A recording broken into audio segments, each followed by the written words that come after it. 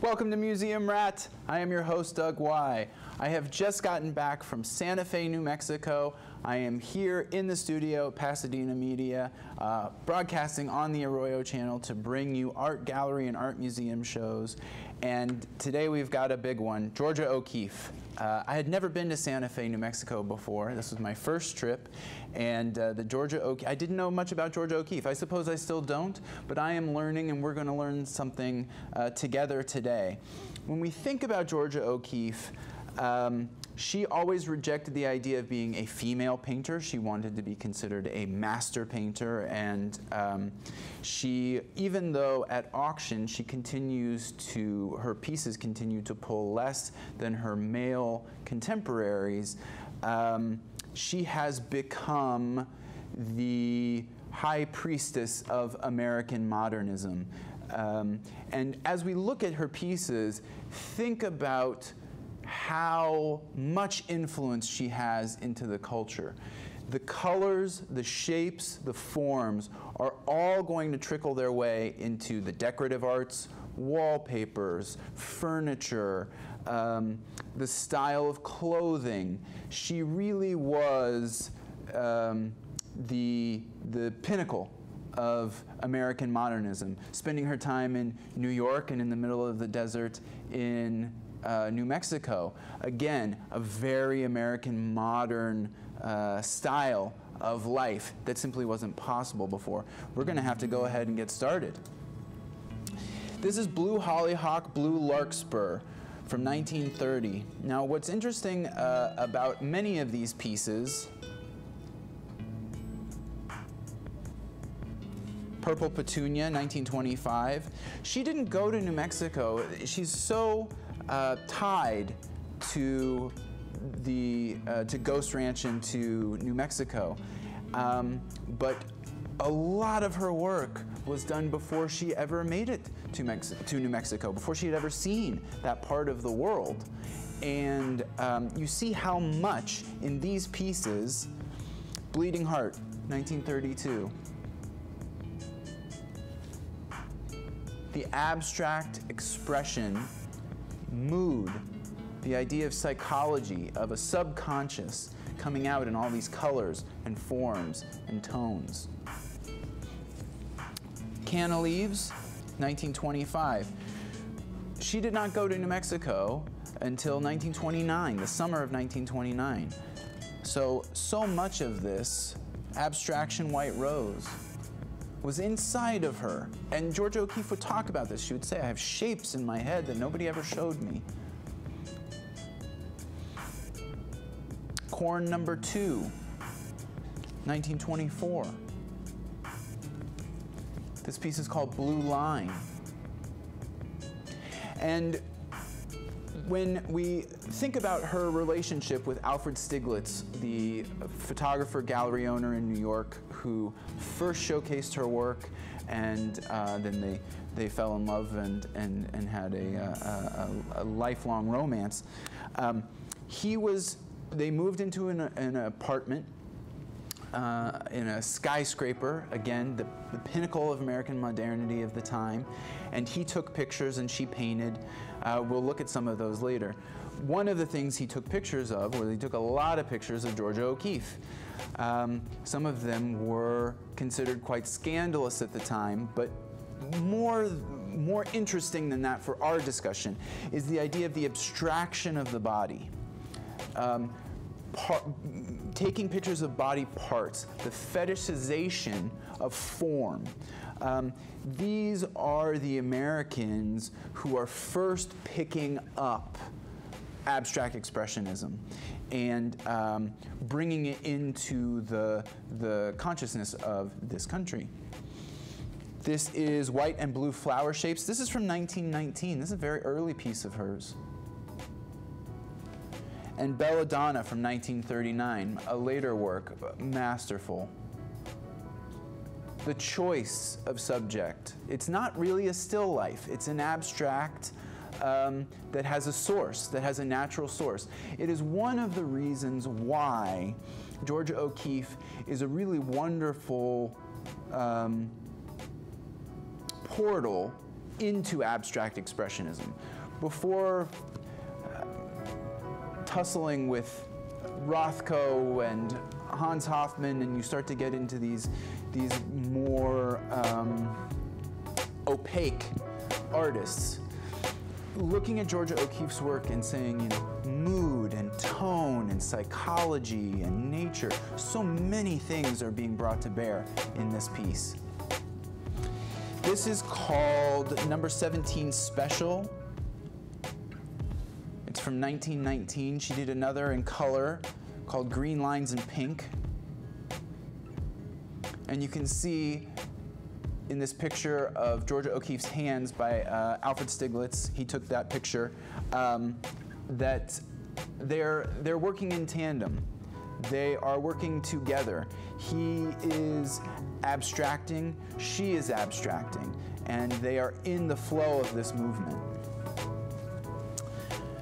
This is called From the Plains. There's a psychological landscape here. This is Still Life from 1916. Tiny little piece of a card. And if you showed that to me and asked me who drew it, I would tell you Picasso. That would have been my first guess, but it is not. It is Georgia O'Keeffe from 1916. This, I think, is a really interesting piece for our show, for our purposes. This is Church Bell from Ward, Colorado. This is a 1917 piece. Georgia O'Keeffe, when she painted this picture, she was 30, and there are a number of things that are happening in this picture that she's doing. Technically, she's doing very well. But is it the most sophisticated painting that she ever does, or that anyone had ever seen? If it was at a you know, an antique shop or something, a little secondhand shop, would you walk right past it? I probably would. I'll admit that. And part of my point in bringing that up is it's a journey. It's a process. Life in general, whether you're becoming an artist or you're becoming a fireman or you're becoming a better person. You do the thing you're doing now, you complete it, and you move to the next thing. And suddenly, mastery begins to show itself in your work. This is another early piece of hers. This is 3 Zianis. Finally, my degree in botany is going to come to bear here. Again, early, impressionistic. This is called Horse. She's playing with color, she's playing with technique. Her ability to create form. Look at the form on that plate. The distances that everything is from each other. Already, you know, there's a lot of reality there, but it still seems like she's struggling, that she hasn't become Georgia O'Keeffe at this point. And she did say, that when you look at her early work, part of the reason it feels like she's struggling is because she was trying to do it other people's way. She was attempting to paint the way they had taught her, or paint the way that they paint. And she had to find her own process. And as she starts to do that, this is also, this is number 22 Special. Had never been to New Mexico. And this is Anything from 1916. This is 10 years before she visits Ghost Ranch for the first time. She's never been to New Mexico, and if you look at the colors and the light there, it is as if she was dreaming of the place, and the place was dreaming of her. Something cosmic. This is called Skunk Cabbage, because you want to make a crowd pleaser every once in a while. I actually really like this painting for this particular reason. It is a very clear, you have an object, you have a physical object, it is referenced to something, and it is called skunk cabbage, so you know what you're looking at. And yet, the mood, the color, the tone, the atmosphere, if this were the personality of a person, or of a time period, or of a night. There are the shapes of it, the dark. There's a light glowing inside of the cabbage. These veins coming up through the leaves, bringing all of that vitality.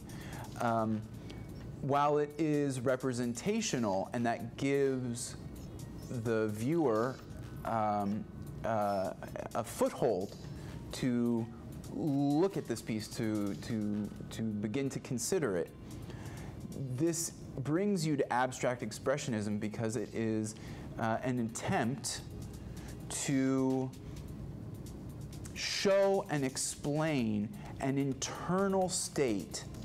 And keep in mind that these are being painted, 1922. The idea of psyche is new, a young concept that a lot of people are not familiar with. So being able to feel all of that out, to take nature, to find places to abstract it, and obviously the references to Albert Stieglitz's photographs, and I'm sure many incredible discussions that they had about abstraction. But this gets you to a place where we are now talking about psychological themes, and that was the internal life of humanity was revolutionary. This is Abstraction with Curve and Circle from 1915. Again, abstraction. Drawing. This is the earliest. This drawing I love because it looks like drape, it looks like curtain, but it's actually not. There's nothing there. She's exploring technique. Vase of Flowers. This is the earliest piece in the entire museum. This is from 1903. Followed by Trees in Autumn. The Black Iris.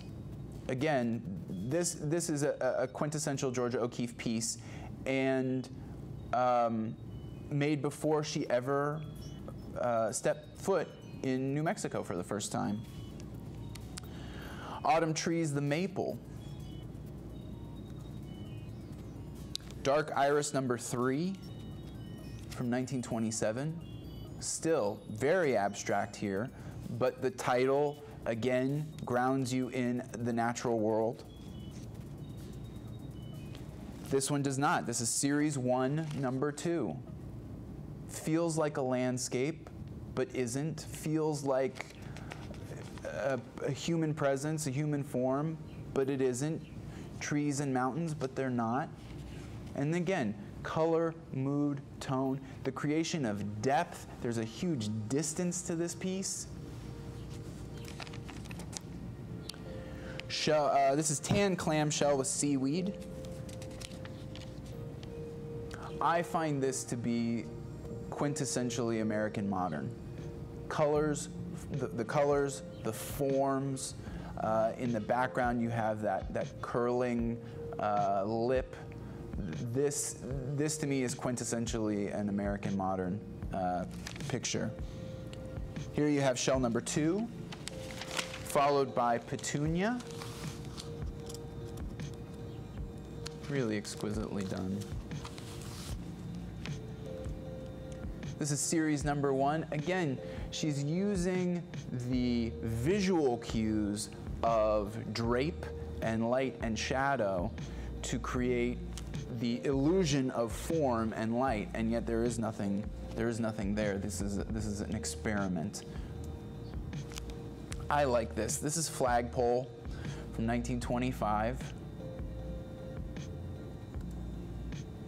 And this is the East River from 1932. This is the view from their apartment, the view from their skyscraper. They moved into, Stieglitz and O'Keeffe moved into the Shelton, a corner penthouse of the Shelton building in New York.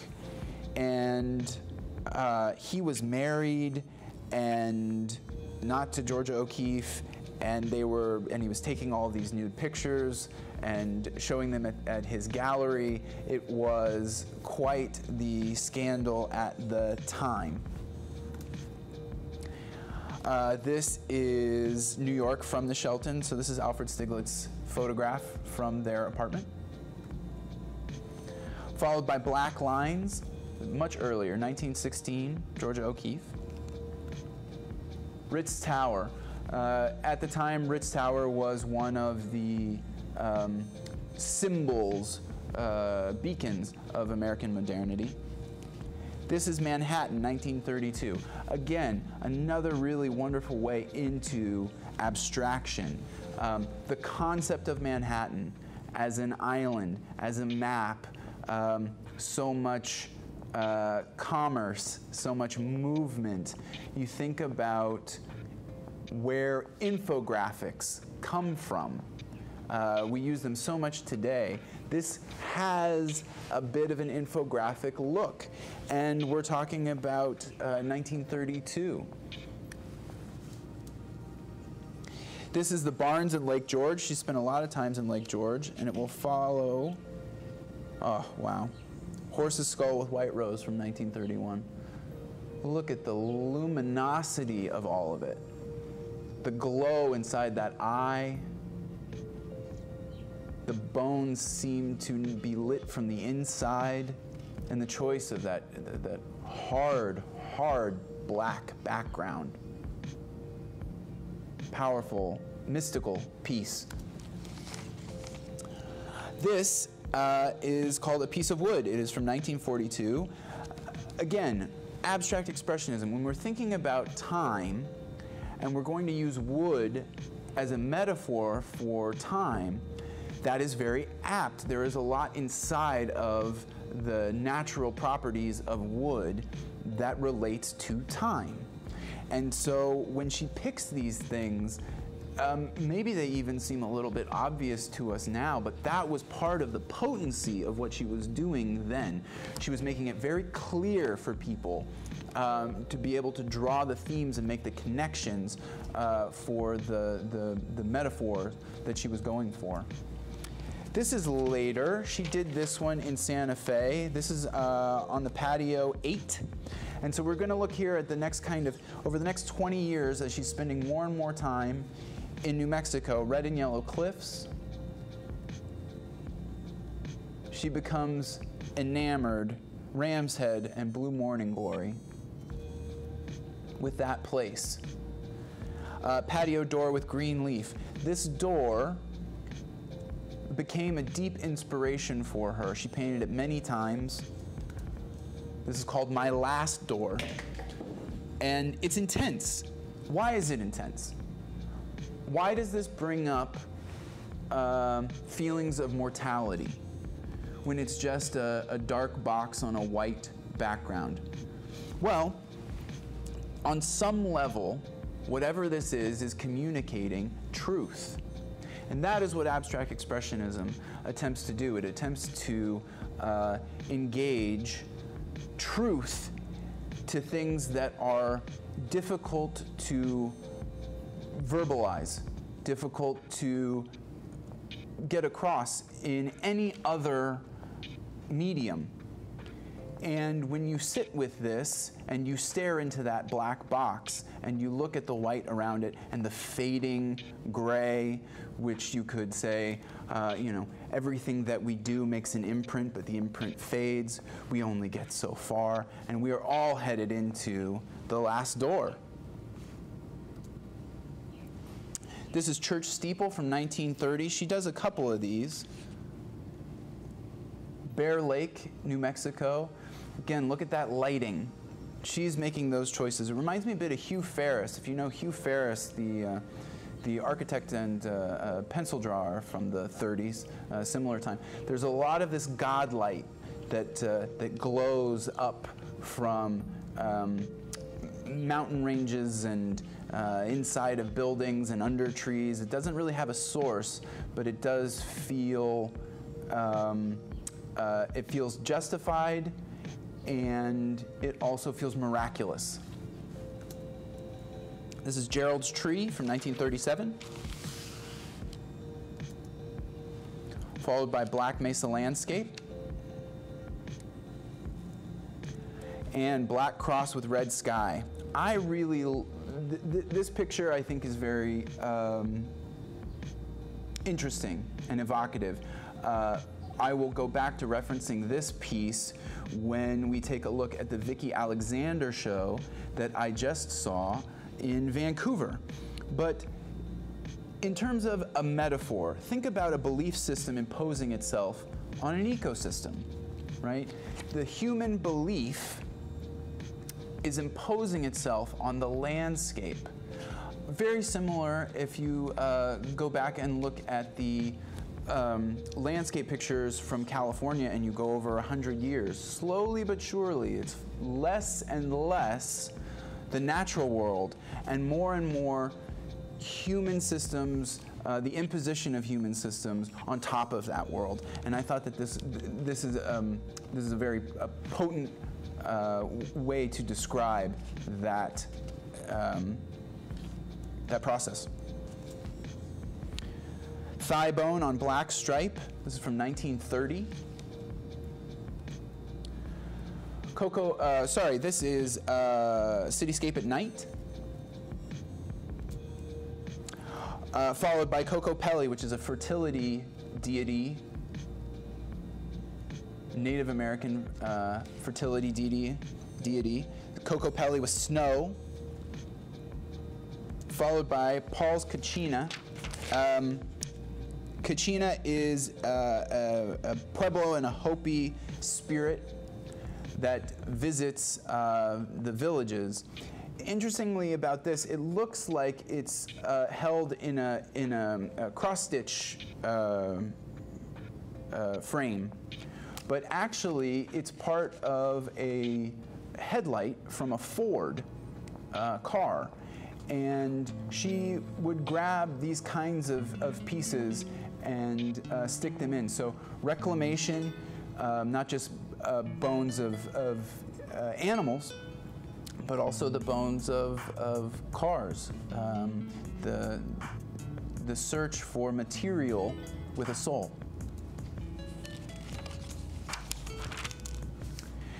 This is very interesting. So this is called abstraction.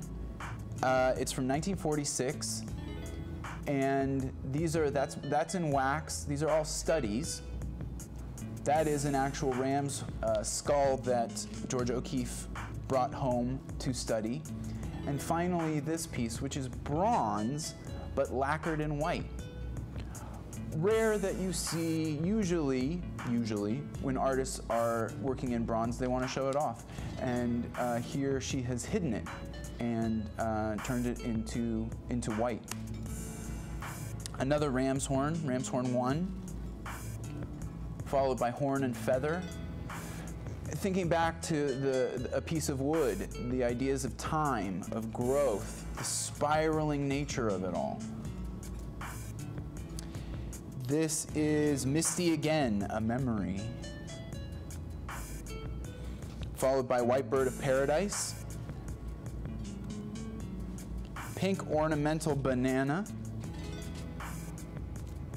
Machu Picchu. She began traveling the world extensively in her 70s and started to go see more exotic places that she felt a connection to. Green and white. Above the clouds. Above. Not the human perspective, but above. We take flight in the 20th century, and the human perspective changes. This was specifically her recollection of being in a plane and looking down at the clouds, and what a unique perspective that was, that she had never experienced that before. And it reminds me of the picture at the Crocker, Port of Stockton from 1940. You look at the earlier pieces of California landscape, and everything, we are in awe, and the landscapes are enormous. But by 1940, we have a God's perspective, and the landscapes are mostly man-made. I really like this. This is Mount Fuji. Isn't that lovely? Beautiful reduction. Clouds number 5. Hibiscus. The Beyond. This she painted in 1972, almost at the end of her life. Fearless. The Beyond, My Last Door. She continues her entire life to step into the world, into the next part of her life. She always says, you know, it's not where I lived or how I lived, but what I did. What I did was the important thing. And I think that one of the important things that she always did was she moved forward. She showed artists, American artists, and female artists how to be bold and brazen and brave in a world that wasn't opening the door and welcoming them in that way. I take an enormous amount of inspiration from Georgia O'Keeffe, and I hope you learned something in this episode of Museum Rat. We'll see you next time.